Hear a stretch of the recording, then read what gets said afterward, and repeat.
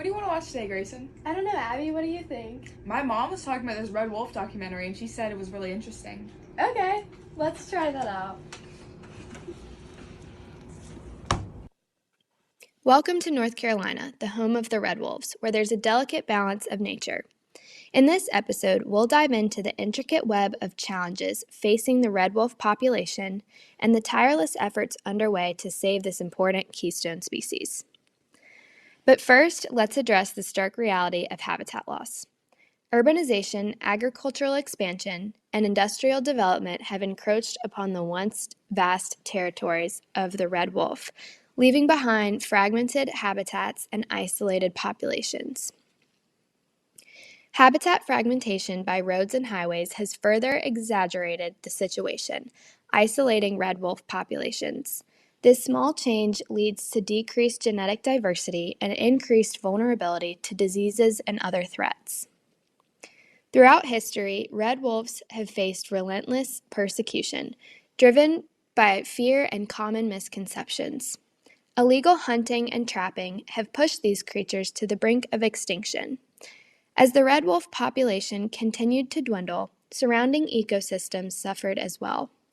Prey populations such as deer significantly increased, not only finding their way onto roads and causing major highway car accidents, but also eating away at the grass and shrubs in certain areas, further disrupting the ecosystem.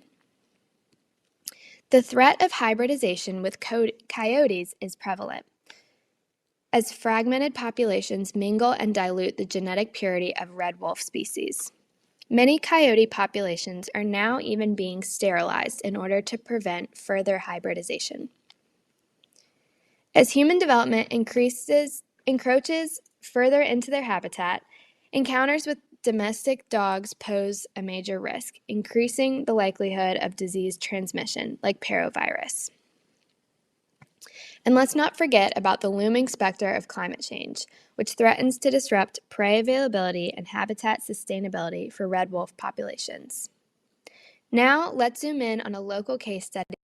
Here in northern North Carolina, the red wolf population is critical, with only 20 to 22 individuals left in the wild. Every effort counts. Thanks to the dedication of organizations like the North Carolina Wildlife Federation, red wolves are being bred in captivity to reintroduce genetic diversity into the population. On a broader scale, legislators like Senator Richard Burr and Representative Alan Lowenthal are championing red wolf conservation efforts at a national level.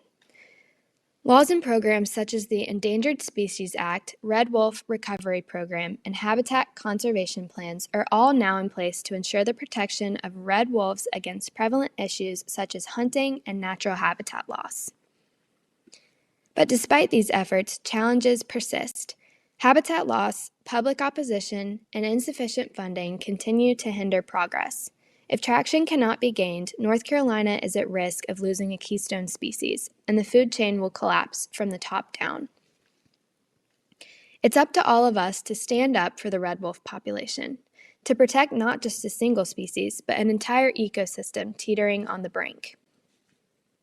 Together, we can ensure that the howl of the red wolf continues to echo through these forests for generations to come.